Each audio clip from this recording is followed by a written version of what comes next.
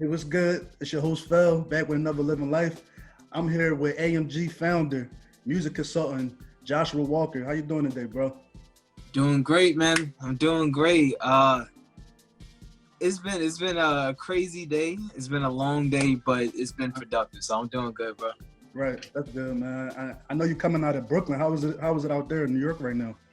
So, I'm actually out in Long Island right now. I grew up in Brooklyn, but it's cool, especially with like the Black Lives Matters movement and everything going on. It's a lot of people that's stepping up to just show support, especially out here in Long Island, where it's most of the communities are predominantly white. It's really great to be able to see it, to see people that's not of color that's still showing support for the movement. So it's been good. Yeah, and that's a big hub. New York is a big city, man. So yeah, get the word out. So tell the viewers how you became a music consultant.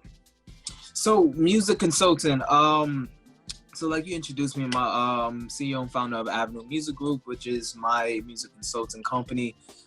Became a music consultant mainly because I wanted to be able to mix all of my passions together, and consulting was like the perfect way to do it. So for everybody that's watching, I love music.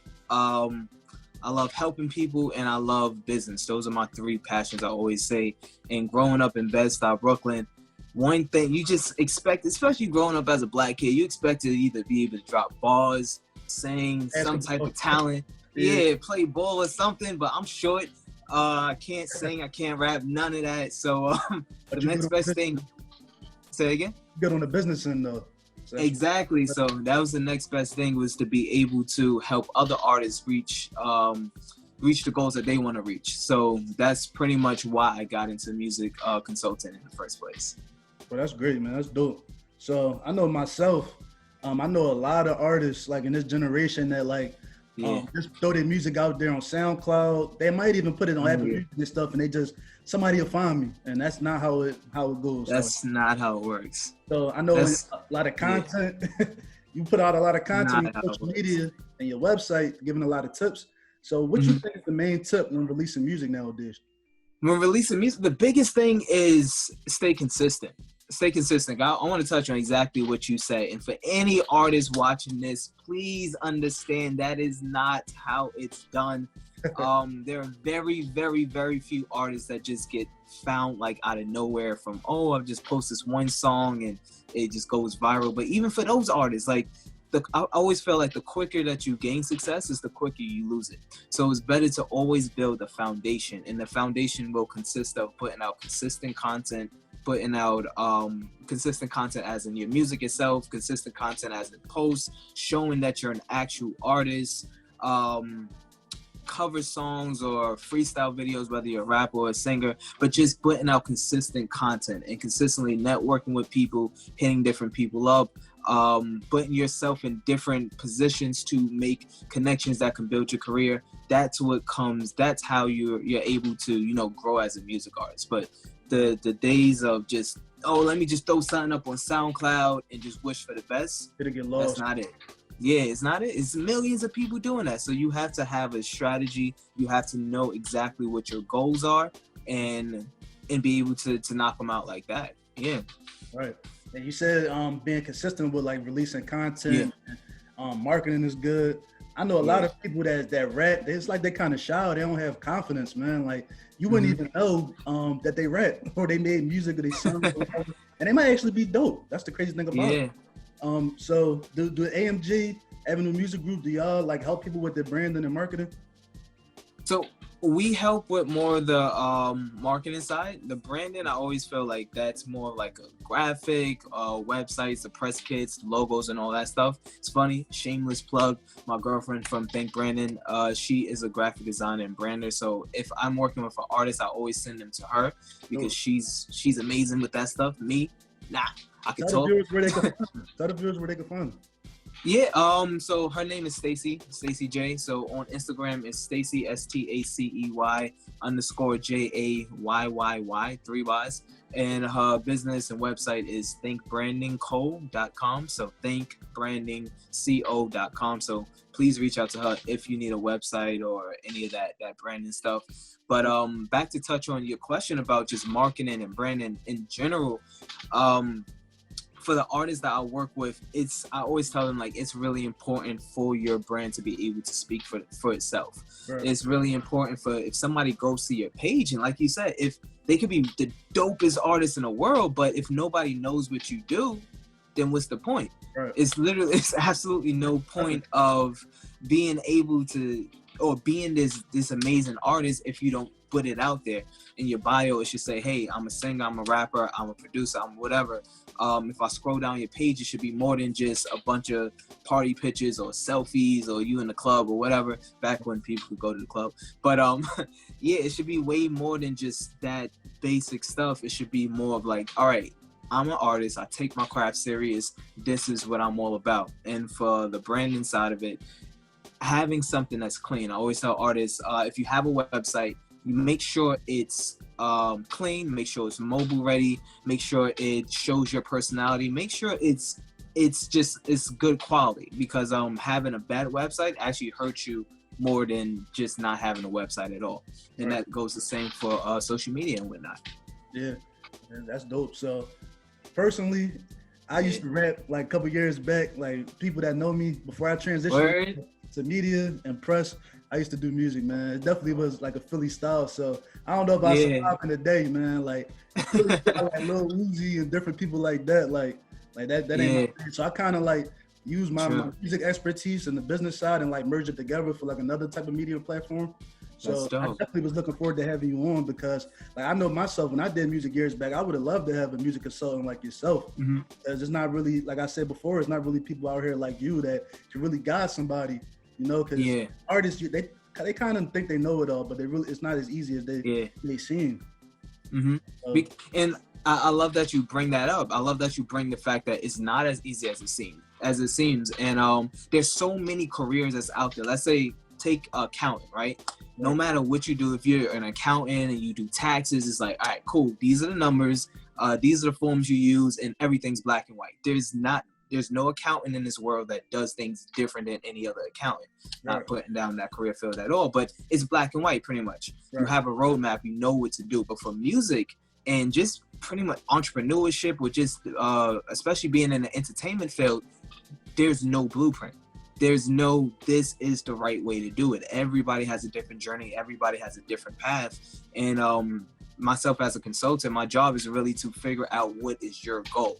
Because a lot of artists, I always tell them, like, start there. What's your goal? Because if you want to be this big Jay-Z or Drake or Beyonce type artist, you might need a record label behind you, because that's how you're able to reach the masses. But if you're perfectly fine with just doing the college route, your marketing, your promotion, your branding, everything is totally different. Versus even if you want to just do your local circuit and you're happy with just doing it as a hobby, and you're not really trying to make like a living, you got a day job and you're not trying to make a living off of it, then that's a whole new path. So that's my job. It's really to help artists identify exactly what is your goal, and all right, here are the steps to get there. Right. That's dope, man. A lot of artists don't realize, like, you need a plan for anything. Like, you just can't do it and just think it's going to come to you. Like, it happens like 1 in a million, but a lot of people that people think blew up overnight, they really didn't. Like, a lot of songs, a lot of songs from down south, they might have been out 2 years before they got up here, like Philly, New York. So it's like, it's a grind. Even with shows and things like that, people got to put that work in to get noticed. 100%. I always think of Designer, the Panda Panda song, right? That song, literally, he was pushing that for, I think, 2 years before it actually blew up. Right. Before, I think Kanye had used it like as a sample or something on his album. But yeah, see, people don't see that behind the scenes work, and that's the thing. And a lot of artists had to even think of like, oh well, bang, if I get signed to a record label, if I get signed to even a major record label or indie record label, they gonna do the work for me. And it's like, nah, even if you get signed, that's where the work starts. Right. Most artists that get signed, I think 85% of them don't make more than $15,000 a year. So that's less than minimum wage. Like, that's literally just having a regular day job. So you have to understand that. And also another striking number is like 80% of the music artists that get signed, they just get shelved. and you never hear from them ever again. So it's like you have to know this, and you have to be willing to work harder than everybody out there, because there are a million people trying to do the same exact thing, no matter what field you're in. But for music, it's very, very competitive. Right.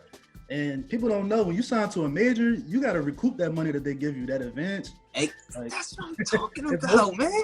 Those, man, like, not giving you the money and just saying, all right, there's more to come. You got to do shows till you out of that debt, maybe, and you might not ever get out of that debt. So you might be shelved, like you said. You might never ever be heard from again. Yeah. And I love this. We going back and forth. I love this, man. But the shelving thing, was you said something. That, yeah, just understanding the fact that when you sign a deal, they're not giving you that money just, all right, here, just go have fun. Nah, you pretty much is a loan. Right. A bank, major record label was giving you a loan, and you got to do everything. You got to do shows, you got to sell merchandise if you get signed to a 360 deal, whatever. All that's going right back into their pocket, and you don't see none of that. You don't see your royalties until you pay them back. So understanding that and just doing that research and knowing more can help save you from going down that path of no return if you know the information. Exactly. And I know music, that's why we can have this conversation, because music is like my first love, man. Like, music and sports is probably like neck and neck, but always, like, music is life, man. Like, I don't know what life would be without music. So in a crazy time like this with the Black Lives Matter movement, how important do you think music is right now? For the Black Lives Matter movement is very important. I think not only music, but just entertainment itself is like, that's the culture. Especially when you're talking about Black culture. It's like, that's how we push our culture forward. That's how we get heard. One of my favorite artists is Jay-Z. And I'm going to butcher this line, so please don't quote me on this, but he said something. I'm a crazy Jay-Z fan too, so I might help you out. Oh, it's The Rock. I'm gonna butcher this line, but he said something about us rappers, like, we are like the ghetto CNN. We give y'all our ghetto. We're like the hood news. We give y'all our ghetto point of view. Something like that. Like that, right? Yeah, I remember. And it's just like you remember that line, right? Yeah, I remember a line. It's something similar, but that's how important culture, music is to our culture, because people wouldn't know what's going on in the hood. People wouldn't know what's going on in these underprivileged neighborhoods if the music didn't speak out on that. And that's what the foundation of hip hop was actually built off of, just telling stories. That's it. It's telling the stories from our perspectives, and being able to let other people walk in our shoes without actually being in our neighborhoods. So for the Black Lives Matter movement, I think it's very important. As long as the music isn't like, oh, let me just trying to benefit off of the Black Lives Matter movement just because it's trendy, that's corny. I would never tell artists, and I don't support that at all. But if you're writing something that's true to you, that you really feel and believe in, then that's how we get heard. That's how we show our power. That's how important it is for just the movement to be able to continue to be pushed, is through music, culture, entertainment, when it comes to the Black Lives Matter movement. Right, that's dope, man. It's crazy. I'm surprised. Like, you got artists like Lil Baby putting out like Black Lives Matter songs, and like, so I mean, if it's opened up a new avenue to get different types of people to open their eyes and like contribute to the protests and the movement, then I'm all for it. Man. Exactly. Yeah, and that's important because people need to see from them. People need to hear from them. I know I seen the Dave Chappelle joint. The one. Oh, you didn't watch it? It was fire. It was absolute fire. So I'm not gonna ruin it, but he said one thing, just like, yo, don't call us celebrities out and everything. It's like I see where I got where he was coming from, but I feel like the celebrities, especially in the Black community, have such a big voice. Right. And if a Lil Baby or a Jay-Z or a Drake, or I think Beyonce, she put something on her page, her Instagram page, just her saying, hey, the murder of George Floyd was not right. Right. We need to sign these petitions. We need to donate. We need to be out in these streets. Her saying something inspired millions of people. Who knows how many people would have been out at these marches if these big music artists didn't speak up. So it's like, we have that power. We just need to be able to push it. Right. Yeah, man. Like, Beyonce don't know. Millions of people who see her post. So, I mean, it's a crazy world we live in. It's probably somebody that didn't even know about the George Floyd thing, and they probably seen it on Beyonce page and like, exactly. Let me look this up. So, everything else. So I know you did a lot of like online seminars. Do you plan on having like in-person ones once the pandemic is over? So that's a good question. You might just spark that that inspiration to do something outside of online. But you know, I'm not gonna say that this has been like a blessing or a good thing, or I'm happy that the pandemic or anything happened. But I'm a big believer in like looking at the silver linings and seeing the positivity, everything, the positive, right? So I feel like this whole everything just being locked down was a blessing in disguise for me and my family. Everybody was good, thank God. But on top of that, just being able to connect with people through the internet and through my YouTube live sessions I do every other week. I just did a one this past week, every Friday at 7 p.m. I just did one talking about just your mental health and holistically staying on track and also pushing your career while dealing with everything that's going on in our current climate. I just think it's been really helpful with just being able to connect with people that way. But doing something in person, I definitely wouldn't be opposed to it at all. But I'm gonna ride this wave out right now. Yeah, I definitely recommend it because it's nothing like reaching the people. Online works too because everything is online nowadays with technology. But exactly. Everything we doing this online, right? Yeah, because it gotta be done. Yeah. You know? So tell the people where they can find you again. So my name again is Joshua Walker. My the best place to find me is Instagram. My Instagram is AMG_CEO at AMG_CEO. Nice and simple. Things like 7 characters. My website is theamgway.com. The easiest way to reach out to me is just shoot me a DM. I'm honestly a really kind, nice person, and I really love building. And that's how we built. That's how we connected. Because I was like, yo, I hit up your homegirl, and she was like, oh, I know this dude. Yeah, that's my girlfriend, Bria G. Oh, that's your. Yo, the world. Yeah, like I was going to mention that once we was kind of at the end, like how you work with girls, stuff like that. I got the same type of thing going on with her. But she doesn't need you see her stuff. So I've been doing this since like April, like my transition in the media thing, like it's been since a few months.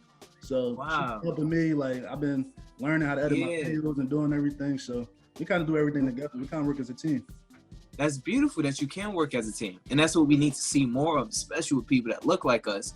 But just in general, I think that's super dope that you guys work together and you inspire each other and push each other forward. So yeah, I think just meeting people online and just reaching out to people and connecting with people is the best thing because you never know who knows who, and what you connecting with one person, how that's going to how that's going to lead to like different opportunities, X, Y, and Z. But yeah, I'm down with just being a normal human being. So reach out to me. I'll be sure to say hi back.